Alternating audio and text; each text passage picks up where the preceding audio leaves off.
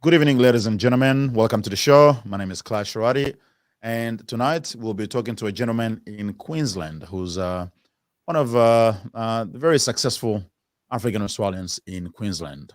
See you in just a second.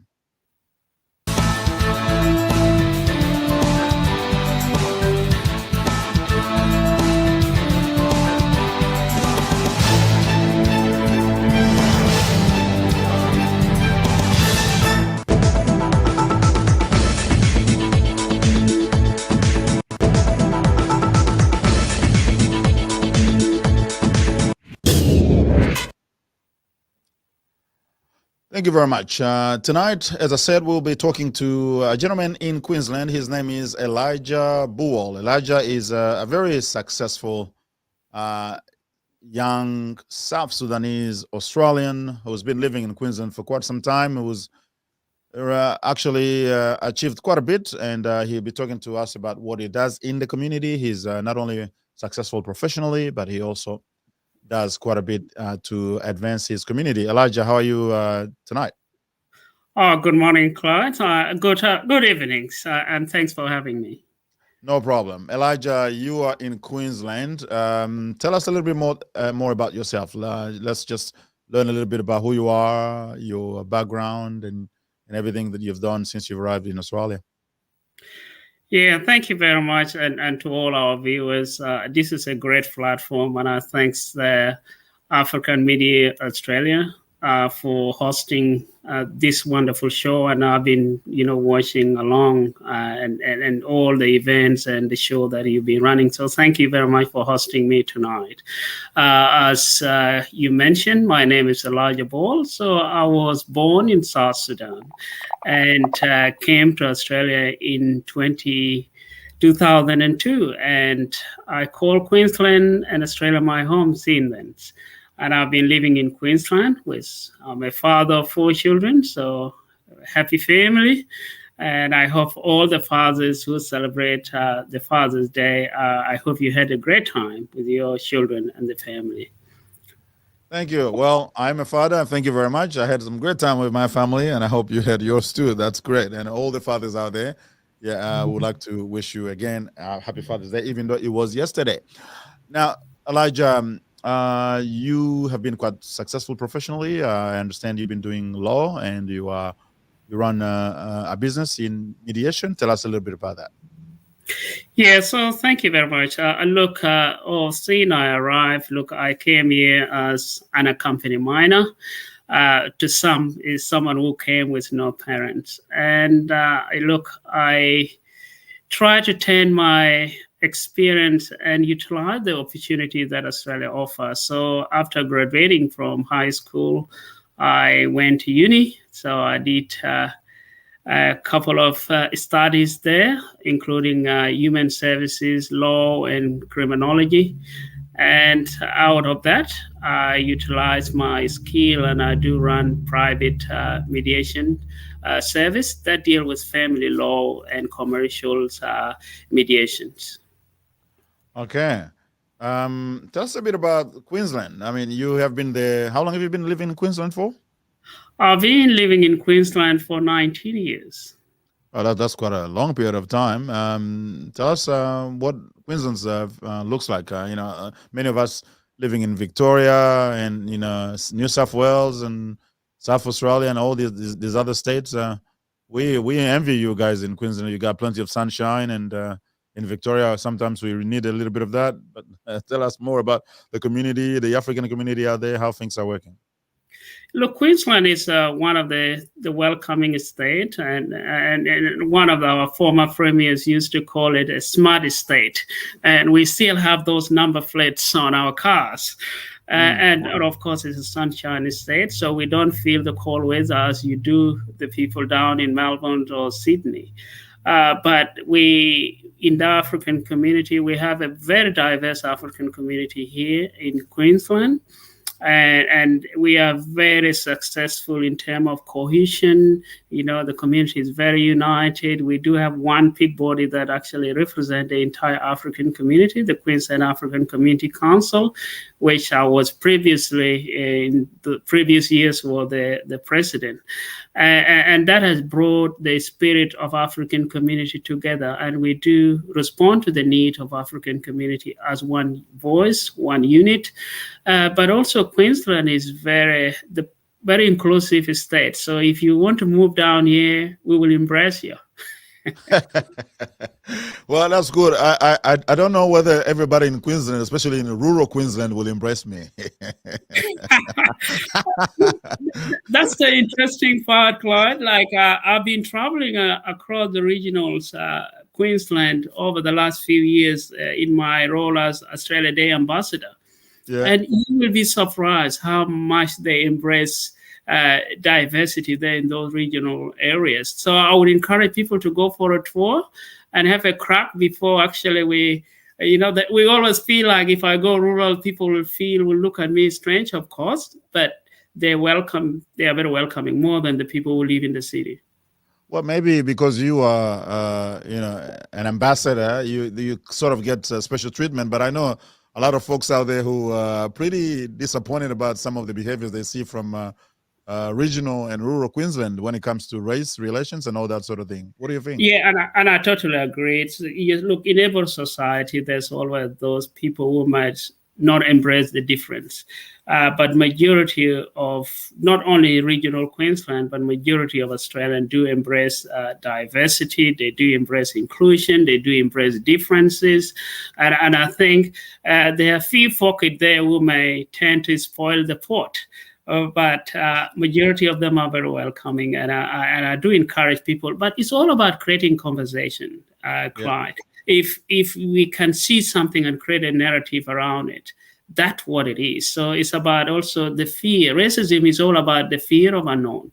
And if we can crack that X and say, okay, how does it look? Let's talk about it. And I think the society can build that, can get away from ignorance and fear of unknown if we can really create a conversation. But we've also seen, and I'm going to stay on this topic just for a little bit, because I know there's quite a bit of interest in this. We've seen politicians, especially from the federal government, who've been playing sort of political football with some of the African issues from Queensland. What's going on, man? Can you tell your politicians to behave? Look, some of our politicians, of course, politics is a philosophy of is ideological philosophy of opportunity, and when people capitalize on the opportunity, they can't. And I think that's come back to really how do we as African community also challenge those narratives, but also be part of the society and show that we are really in it together. But look, most of our politics affect us that come from federal. And federal politics, sometimes it takes the opportunity of minority, and that's historical. The minority that, who are at that time will always be used as a tool for politics. And that's why you and I need to play a role to actually bring them to line and say, look, your vote may count for using the minority group, but it is important for the multicultural society to be inclusive. Absolutely. So yes, there are a few politicians who will take advantage of the issues, but also they sort of use it to sell the ideas and get vote from the majority. But that's the narrative that majority of us challenge. Sure, and we know they don't necessarily always just target the African communities. They target all multicultural communities in that sort of sense. And that's true, because when you mention multiculturalism, look, one of the challenges we have within that multiculturalism is that some people view it as a threat, but others feel it as a way of embracing our differences. And those who feel it as a threat to them are the ones who behave differently, are the one who either will go against the minority. But if we can accept the facts that Australia is a multicultural society and we have to embrace our differences, I think that's the way forward for Australia. Absolutely. And what is good in Queensland is that the African community in Queensland has been quite successful.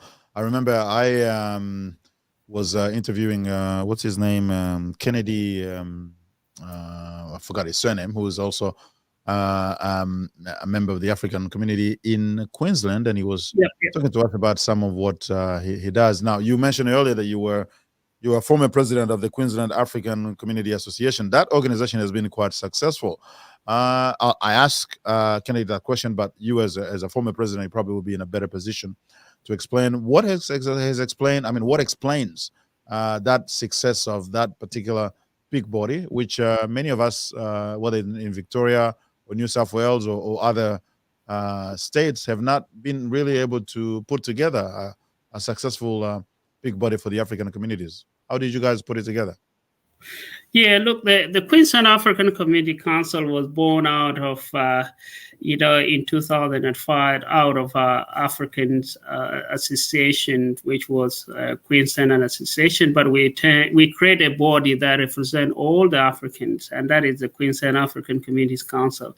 And it came about the need for a unified voice of Africans in Queensland, and that unified voice need to be included in different level of the Queensland African Community Council. So the models was really about the unity of African, but also how do we include all the different countries and communities that are within the African continent, and with that we have to make sure we work together and address the challenges.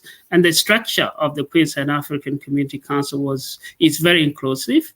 And I thank those founders who thought about it. And I think that allowed African to be glued together. So, for example, we have what we call Assembly of African Community Leaders, which is a body that all consists of all African leaders that are divided, the executive, the management committee, and did give them that platform. It's like the African Union where they have the heads of states and all those stuff. And that allowed the community to build cohesion, to be together, to focus on one thing, which is the common interest of all African Australian in Queensland. And then also we have the women network structure that look after the women's issues. We have the youth network that look, and then we have what we call the advisory, the expert and all those. So that actually allowed us to grow and move together as one community. And we are one of the great example in Australia, how we manage the whole continent to be under one. I don't see any other continent doing that in Australia. So we've been very successful, and that has allowed us to be the voice for the community, meaningful voice to the community issues. Absolutely. And by the way, how we know that in Queensland, you guys don't, you are not in lockdown, are you? No, we managed very well to keep ourselves out of lockdown for a while, and by looking everybody out of Queensland. That's what you did. Look, the beauty of this COVID is that it has actually created territories. It has created countries within the continent of Australia, which we sometimes don't talk as countries within Australia. So this COVID has actually shown us that Australia has got countries within itself. Yeah. I didn't know Australia, I thought it was one country until COVID came and everybody said we're Queenslander, we don't want any Victorian or New South Wales people and all that. So that has been quite an issue. Let me ask you, when this COVID, there was a scandal related to COVID when a couple of African Australian girls traveled to Queensland from Victoria, and they were identified as have they breached the rules and all that sort of thing. That was in the media, and the way it was described in the media. Queensland media has been quite racist. I mean, they are not the only ones. We see a little bit of that as well in other states, including here in Victoria. But there, I think, has been a little bit worse. What explains that? Is that just that Queensland type of thing we talked about earlier? Yeah, look, the case of the girls, the two girls, and the way they were branded was terrible.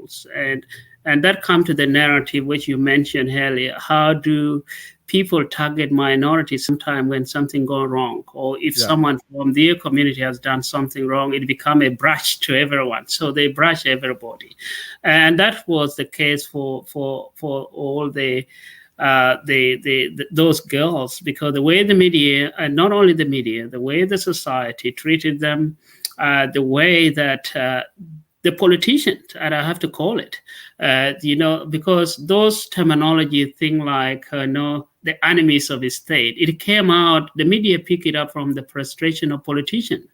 Who were talking tough, who were forgetting that these people were from easily target groups, and they will be target, and that come back to what message do sometimes politicians sells, and what message does government sometimes sell when there are issues that affecting the society. So they were sacrificed as I would call that as they were used as a tool to scare people, to say if you behave this way, we will brand you as enemy of the state. We will we will shame you. But what was interesting actually, and I expressed that in many forums, was if you see the difference compared to the other people who did the same thing that they did at that particular time, they were treated differently by the media and by the society. Their identity was not revealed.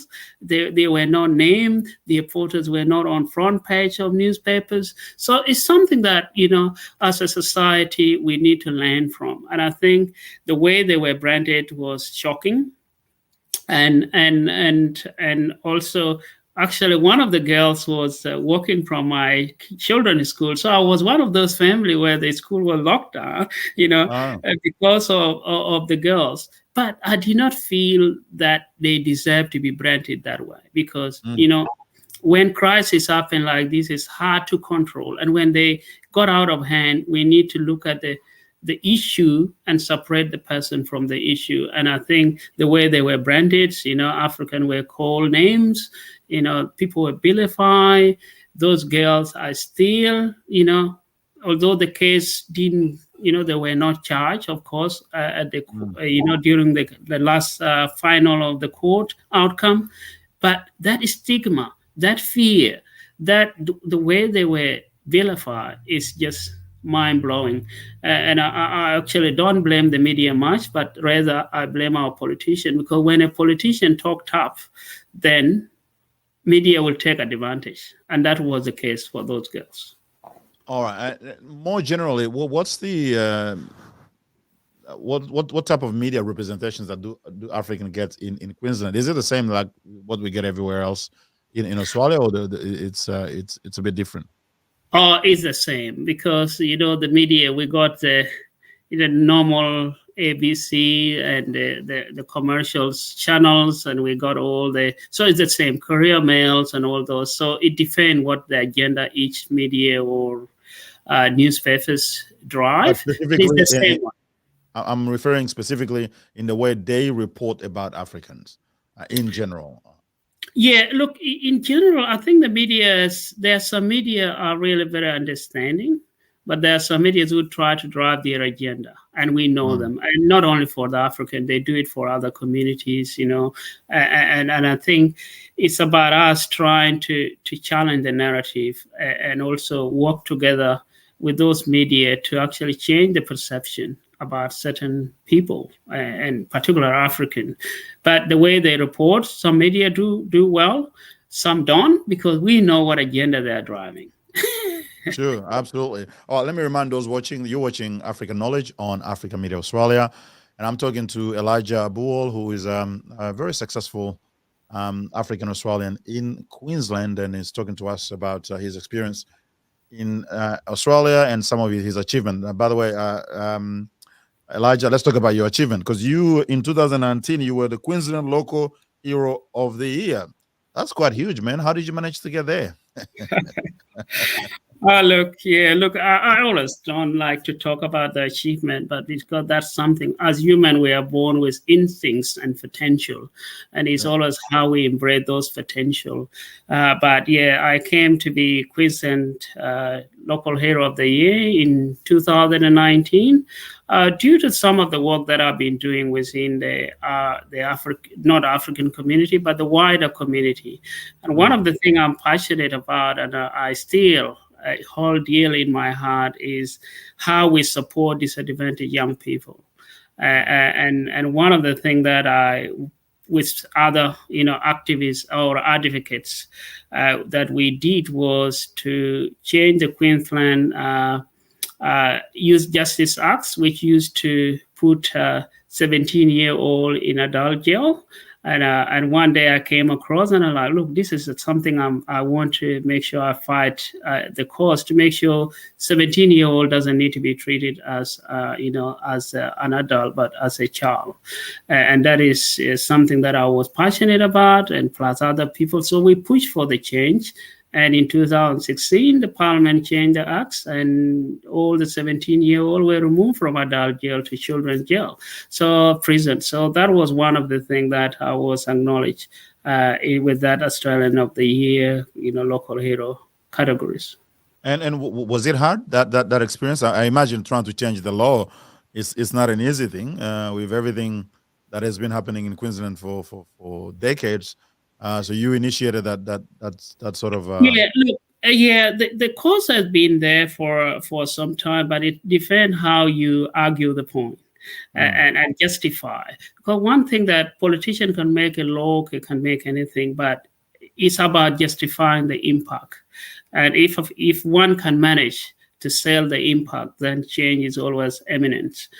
So that's what was happening and this act has been there for a long time. But it was because some people has put in forward, including other people, not me alone, that work for the cause of making sure 17-year-old is not kept in adult jail. And we were the only state at the time in Australia who were doing that. So it was great but it's difficult. Look, change is difficult. The journey of change is difficult. But what matters is how you need to stay in the lanes. You need to be on the right lanes. You need to be there at the right time, and you need to be clear on what you are trying to achieve. And then you also you were a recipient of the 2019 Medal of Australia, Medal of Order of Australia. That's also what was it about the same sort of thing? I mean, there's the same work that you did Yeah, to yeah. it was not about that, but it was more about serving the African communities in Queensland. So Yeah. that's how I got the Medal of Order of Australia, so the OM, which really is something I cherish because there are few Africans there who got it, and it's an honor to be recognized. But one of the things that I learn in everything I do is be part of the society, and if there's a group that want to make change for the broader society and for the good of the entire society, be part of it. And that's something I always encourage our African. You don't need to be helping your African community. You can pick things that are mainstream, that really concern everyone in Australia, and focus on it. And that's how, our potential can be realized. And that's how we can challenge the perception that some of us are not doing enough. Okay, absolutely. Now let's talk about your work. You said earlier in the show you do a lot of mediation, family mediation. That is because you're a lawyer, and that's sort of your specialty. Tell us a bit more about that. Oh, look, over the years, I've been not only doing mediation, but I've been, working with a lot of disadvantaged communities, youth, refugees, indigenous, all that. And one thing, because, one thing that I'm passionate about is to build relationships. And when I do mediation and do all those complex family matters, it gives me understanding of how, as human, we can actually manage and come and overcome our differences. And relationship is something that I'm always passionate about, because if we have good relationship as people, we can build a better world. If we have really better understanding and do understand the issues we have, but also find a way on how to deal with them, then the society can be a better place. So I enjoy doing mediation. I enjoy, looking into those family matters in relation of family law. So it's really great. I do enjoy it, but also I do volunteer as well. I am one of the deputy chairperson with Queensland, with Ethnic Communities Council of Queensland, which is a big body for all multicultural people in Queensland. So I'm the deputy chair there. And then also I'm the vice president of Youth Affairs Network of Queensland, which represents all the youth sector in Queensland and young people. So I'm out there in the mainstream as well, volunteering and doing some other thing. But I think that's what we need to encourage, participate and get involved on things you're passionate about. Absolutely. Now let's, I suppose, learn a little bit from you in relation to family matters. There's a lot of disputes, and we see that in the broader society, obviously, the divorce rate is quite high, and that brings a lot of disruptions in families. And that same situation now is being experienced by African communities. I see at least anecdotal evidence of more family disruptions. Given what you've been doing and your experience in that area, can you elaborate a little bit about some of the causes that,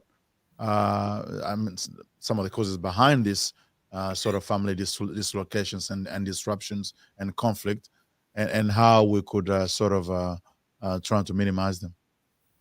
Yeah, look, one of the issues that cause family breakdown or family conflict is there's a lot of factors. And one of the factors that has been very common in my practice has been domestic violence. Mm-hmm. And domestic violence come in different forms. It is financial, is emotional, is psychological, is physical. It's all that, and that has been one of the factors that contribute to family conflict or breakdown. Other matters are, families, children, divorce, people divorce, and they're still also fighting over the children caring arrangement and all that. And that is, but with our African community and with the wider community, domestic violence is one of the biggest contributor of family breakdown. And then how do we, I suppose, in the context of our African communities, how do we sort of minimize this? Because I see that phenomenon increasing a lot. What sort of insight would you want to give to people watching out there? Look, I'm not expert in domestic violence, but one thing that I've noticed in my practice is that a lot of Africans don't go for mediation. Yeah. I don't know whether it's a cultural thing, but in my practice, I don't see a lot of African coming for mediation. And I've tend to realize recently that if they divorce or family, they separated, each person moved their own way. And no one really wanted to talk about the needs and how they can support the children. Mm-hmm. So it become like, okay, we parted, I have to go my own way and you go your own way. But what we tend to forget is that the children in that relationship, particularly if they have children. So in the context of African, I think one of the things that work is mix of that cultural context, what we call customary law and the Australian law. And if we mix that, then we might have a bit of resolution to a dispute resolution within the African community. But we are collective society, so a lot of issues perhaps are settled by the community or perhaps elders if they have. But I think what we need is education, mm-hmm. and we need to educate people about the importance of or post-marriage conflict. How do we deal with that? A post-separation. How do we deal with that? And I think that's something is ongoing, and we need to continue dialogue. And what are the factors that contribute to that? If someone divorced with you today, what is the reason? Is it because of financial issues? Is it because of domestic violence? Is it because of mental health, that we sometimes don't talk about much in our community as well. So those factors need to be really understood in the context of family setting. And the family setting is all about maintaining good relationship. Of course, we disagree. That's fine. But how do we manage that disagreement? Because it's not, we don't need to be shy away about creating conflict. But what I always tell people, be ready to resolve those conflicts. Know how to. And if you know how to, you'll be fine to cause them. And I suppose the back home in Africa, when people have conflicts in a marriage, they'll probably refer to some elders who will assist them. Here, the elders are not always present. Most of the time, they are not there, and people sort of have limited options. Does that sort of influence their behaviors, or what would you suggest that perhaps people look at? I know some people may refer to their pastors, faith leaders, in terms of mediation, but as you mentioned, it's very rare that people will go into a formal mediation sort of platform or practice such as yours to trying to work it out. But they also say that a lot of times in the Australian context, whether you go to a counselor or a mediator, quite often you end up making the matters worse and then before you arrive. Do you agree with that? Yeah, look, mediation is one of the, sitting down with someone that hurt you is always intimidating. It is, sitting with someone who hurt you, you had this, big conflict between you, and then someone is trying to tell you, let's sit down and talk about it. It's intimidating, it's scary, it's also, triggering, because you are triggering the memories, the bad memories that person has gone through. So it is a challenge.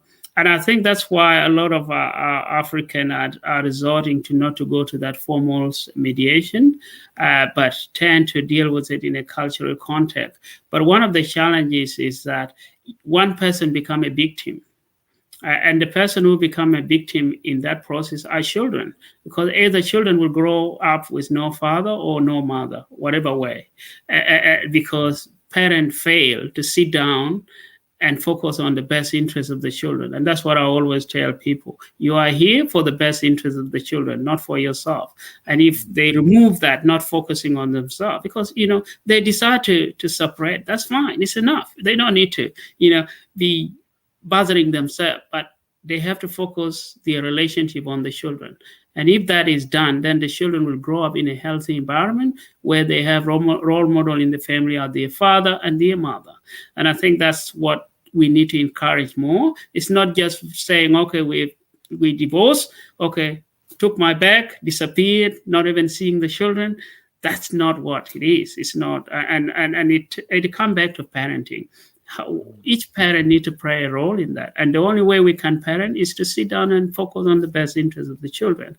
So yes, the cultural aspect is really affecting our community in terms of going for mediation, because I've seen sometimes a lot of mothers looking after the children while the father is somewhere, or he might decide to go on marriage and get another partner, which is fine, it's allowed, but you need also to support the children that you left with their mom, or the children you left with their father. So again, it's about teaching them and say, look, although you're not together, you still need to be part of your children.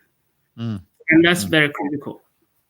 Now, just when we're talking about this, I know within the South Sudanese communities, I've heard and I've seen quite a few cases where people, especially men, they go back to South Sudan and they marry another woman, and the woman here in Australia sort of has no say to be. Now, I'm not a specialist on this. It's a story that I've heard, including in my own network.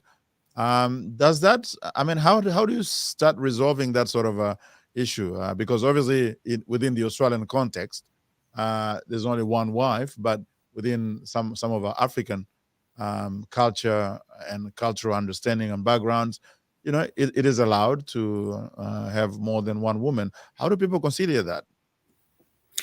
Look, look, it's come back to the culture and what role does culture play in those dynamic and look, those issues are happening, and some of them are happening whether people separated and divorced, and one want to move on and get himself something to a partner to be part of their life, and that's why it happened. But one of the challenges I'm seeing, or one of the things that I'm seeing that is causing a lot of that, is that the people separated, but they have not finalized the divorce.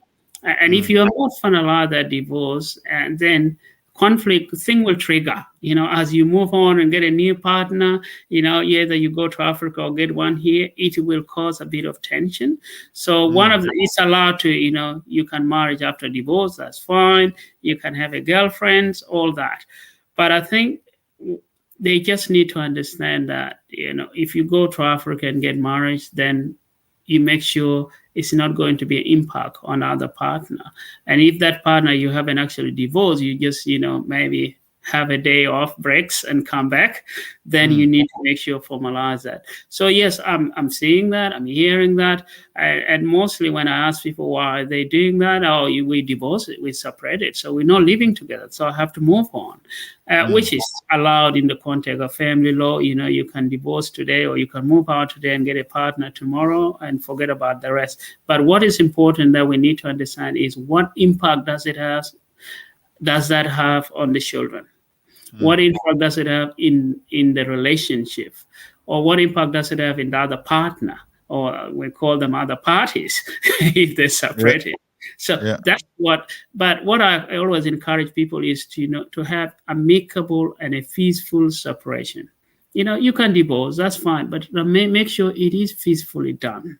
And when it is done without violence and without high conflict, then it is done successfully, and the children will grow in that healthy environment, knowing that their mom and dad are not living together, but they do still love them. And I think if we maintain that, then the life of our children will be better while we are all there around them as mom and dad. Okay, we'll take a short break, and I'll see you on the other side of the break. Thank you.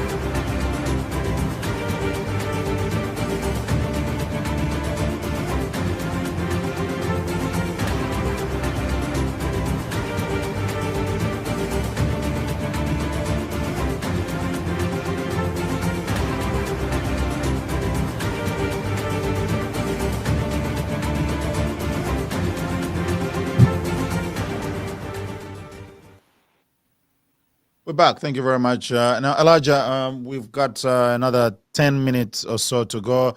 I'm going to ask you more about your experience as a leader in the various leadership roles that you have played in the Queensland African Australian community. Now, we know that leadership is actually quite challenging, and in the Australian context, there's a lot of things that need to be done in order to, for any leader to be successful. What would be some of the lessons that you would want to share for young people out there who, aspiring to play some leadership role in the community, or maybe not just young people, everyone there, to share some of the secrets that you have, which has led you to achieve what you have achieved in various roles? Yeah, thank you very much. I think leadership is not something that sometimes people will say we are born leaders and all that, but I would say we are born with potential and instincts to do things in certain way. But I think for me, leadership is all about working with people. Mm, And for me, my the way I do my leadership is about put the interests of the people first. And when you put the interests of people, you will have the crowd. You will not be a lonely leader who just go by yourself. So it's all about making sure that you take in criticism, don't personalize the perception or assumption that people put about you or about your leadership, but also have that transparent. Be open to be to ideas, but also be willing to embrace differences. The difference of opinion, mm, because one thing that leaders always, I have this theory, I can walk out of my house today with a good intention of serving the community and with no enemies at all. But when you get into the leadership and get out of the leadership, you will come back with many enemies. And it's important for us to balance that. So the thing that I will encourage people is that leadership has been defined in many ways, but for me, it's all about embracing what matters to the people that you are leading. And for me, it's all about listening. It's all about being a good communicator and also know when you can toe the line and when not to. And I think, leadership is not by abusing the power and being aggressive or not listening to others, but it's about taking a decisive decision and know when to say no and when to say yes, or when to pick a fight, and when not to pick a fight. And I think that's really very important. So what I would encourage a lot of African young people that I do is that give it a go. Find something that you are passionate about mm, and lead that. Show that leadership in that thing, because we sometimes leaders emerge out of fashion. They love something, they're passionate about something, and when they take that, then they will lead it, and people will say that's the leader. So the quality of leadership is not, no one really will have all those qualities, but they emerge out of something they're passionate about. And I would just encourage our young people to be passionate, but also make sure what you're doing is for the benefit of the community, not for yourself. Because if it is for by yourself, then there will be no need for you to be involved in the leadership. But it should be serving people above yourself. one of the things I've noticed as well in many settings is that when you bring people together, and obviously you got to have some leaders in every group, and some will have more influence than others. But and in many African Australian groups, one of the challenges has been about disagreements. People kind of don't know how to disagree, and usually it ends up very, very badly. Why Yeah. aren't we? Why aren't we learning that? What's the problem with that? Look, one of the challenge thing that we understood in the African context, and we have seen it in Africa. There are many coups than many, peace rallies in Africa, Mm, and it's because some of us have learned this reactive leadership, mm, and people react to the to thing and personalize it. And I think that's the challenge we still have. There's always this reactive leadership. There's separation of the policies or the ideal you stand for and personalities. We have to separate what is personal and what is for the broader good. And that's something that we struggle with as African. If you tell me something that I don't like here today, I would think that you're a bad leader. But really, we can disagree to agree. mm, And sometimes we react without looking at the context. And that's in my leadership, I've learned that people react. And when you sit down with them 1 hour later, they will realize that was actually nothing to react about. you know, People disagree, but sometimes we don't resolve our issues in a way that can allow us to learn and grow. It mm, only gives us that people turn their back and say, okay, we disagree, I go my own way. And that actually disempowered the community. because unity will not be there. Someone will run away and create his own groups and that. But also we are a society that is also brought up in an ethnic broad base. So if you're from my ethnic group, then whether you jump in a fire with me, I will jump with you. There's some people who believe in that concept, which is not a good thing. So again, we need to learn, in Australia democracy, you see people, talk and yell and all this, but they are yelling on the principle of ideology and policies, but doesn't make them enemies. And that's something that we miss as African. And because we are built on ethnic base, sometimes the message doesn't get interpreted well. So if I don't vote for you because you're from certain ethnic group, then it will be translated that I don't like that ethnic group. So this is why some of our leadership sometimes don't progress that far. But I think there's what I would call the generational shift. My generation and your generation are really shifting, trying to challenge that narrative. And I think the leadership we have is a leadership of ideas. It's a leadership that can embrace differences. It's a leadership that can challenge.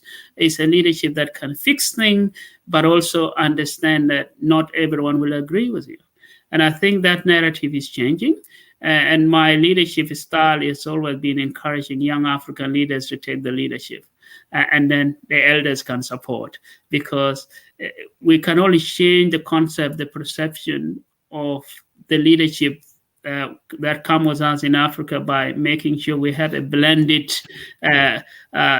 style of leadership, which is more of idea-based rather than ethnic-based.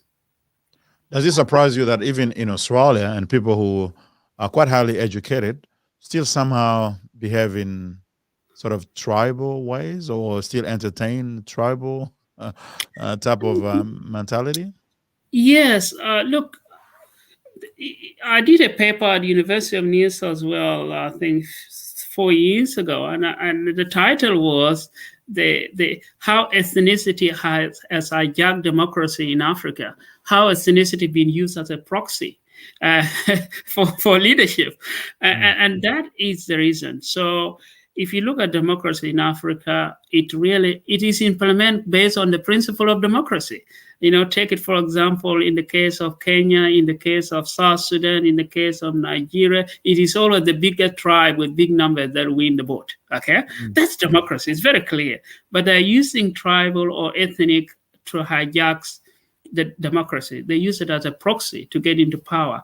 So yes, a lot of us use the narrative of ethnicity as the way to maintain their power, as a way to maintain their membership, as a way to maintain their dominancy, and as a way as well to marginalize the minority. So leaders use that, and that's what has been used in Africa over the years.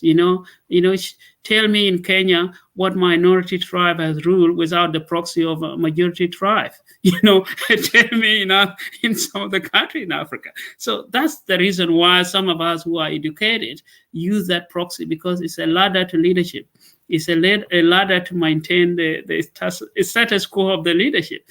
For you to exist in that leadership, you've got to use ethnicity as a tool to get you there. And that's why some are using it.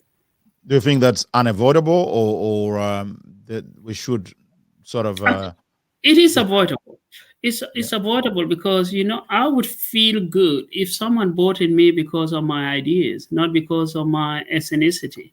I would have the better honor to do that. So really, I think it's shifting, it's changing, but you can be victimized in the process. There will be, you can be victimized. But I think that concept is changing. And even in Africa at the moment, if you look at some democracies in Africa, leaders from minority group are emerging to become presidents or prime ministers. So I think the narrative is changing. The perception that, majority can rule in terms of democratic principle is fine. But of course, in terms of tribal, it doesn't, or ethnicity doesn't equate to really a proper political or leadership style of managing the people. So yes, it's not a good concept, and it needs to be challenged. And the only way we can challenge that is focus on what is best for the majority, not what is best for, for the certain particular group. It should be what is good for the society. And if we focus on what is good for the society, Africa will be a peaceful country. And I think that's one of the things that, our leaders fail to understand. How do we maintain that peace? And also, and even, I don't blame the people. There was a coup recently, I think, in one of the countries in Africa.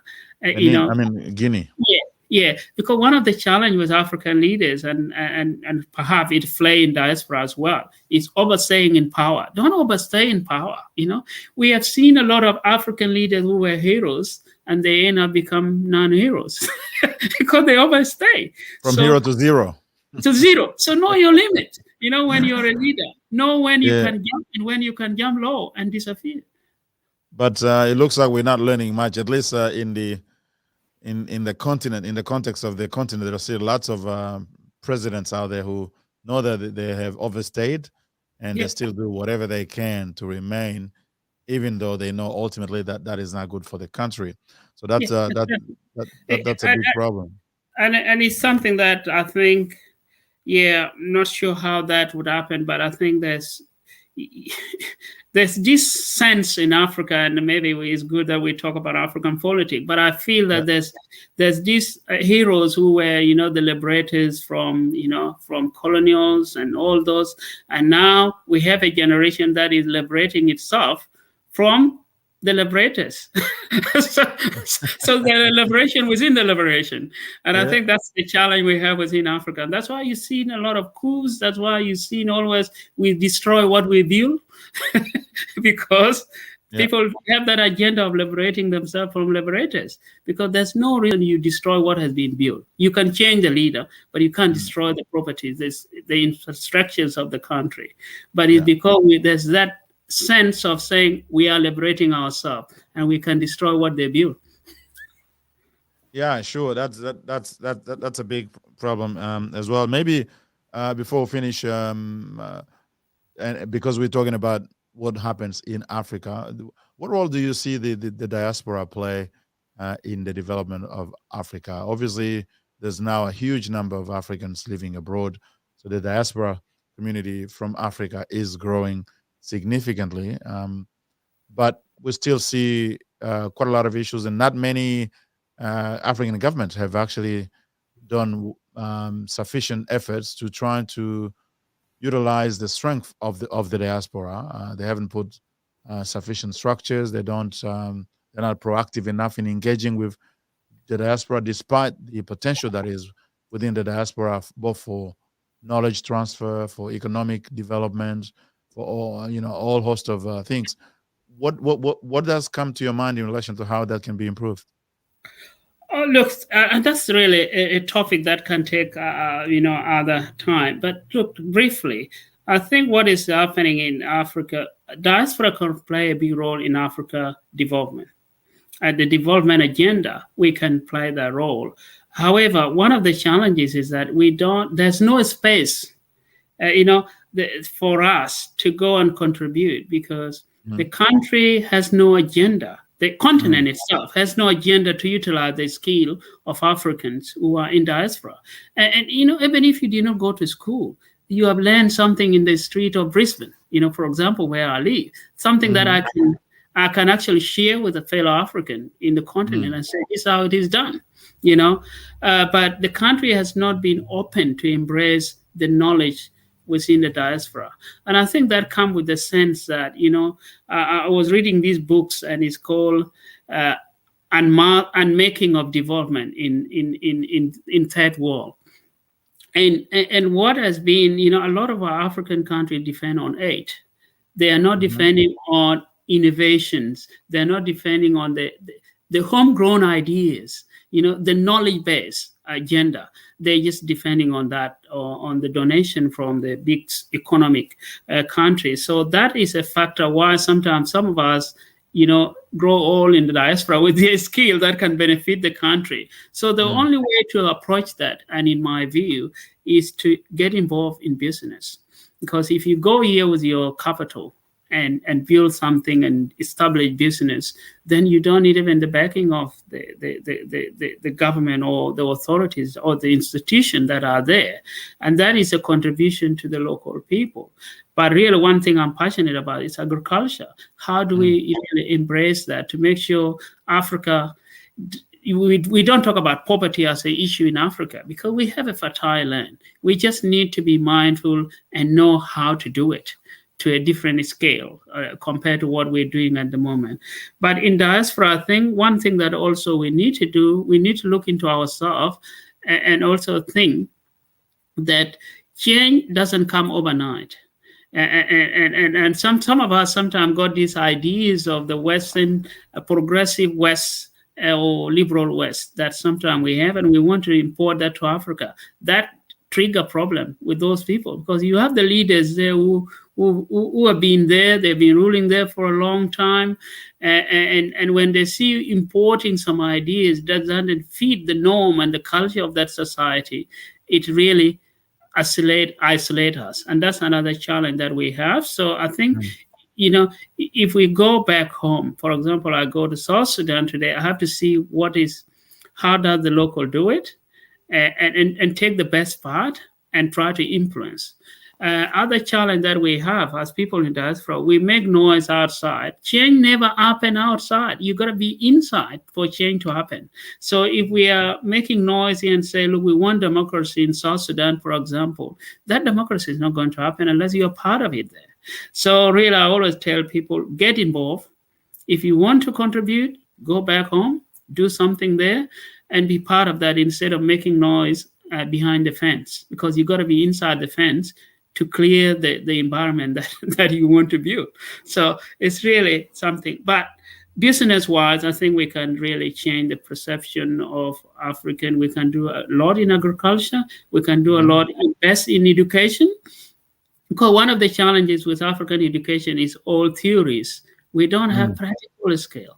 And I agree with this professor from Kenya, Patrick PLO, who always say African are taught theories, but they're not taught practice by the English. And there's no need for us to be learning all these things that are already outdated. We need to Mhm. really be innovative and invest in education.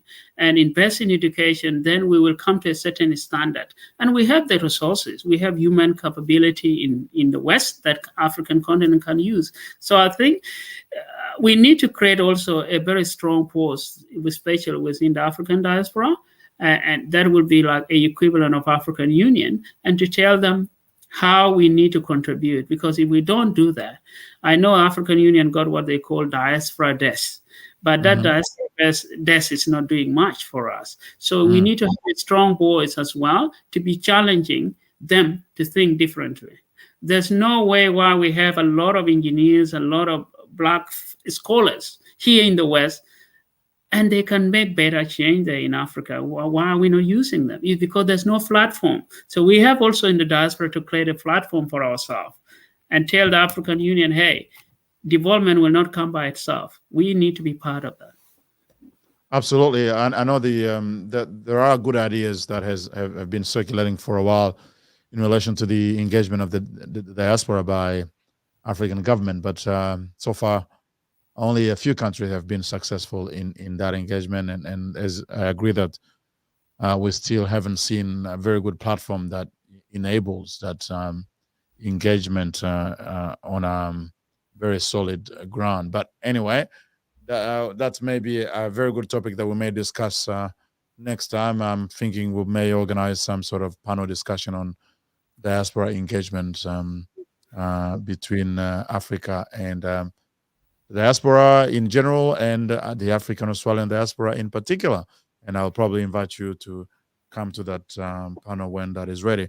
Unfortunately, we are now out of time. Elijah, I want to thank you for your time to African Knowledge here at African Media Australia. We appreciate. We know you're a busy lawyer with you have like 10 hats that you wear, and it takes you quite a bit of time, but you still found time to come to our show. So it's the first time. We hope it's not the last. We would want to continue to engage you and others, other professionals, other people in the community who have things to share. Again, thank you for coming tonight.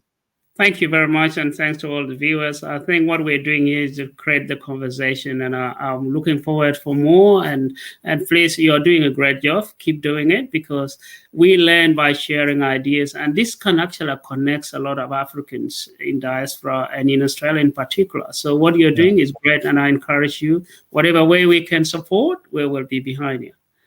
Thank you very much, Elijah. Thank you again, all of you who have been watching. As usual, we encourage you to share the video, like our Facebook page, subscribe to our YouTube channel.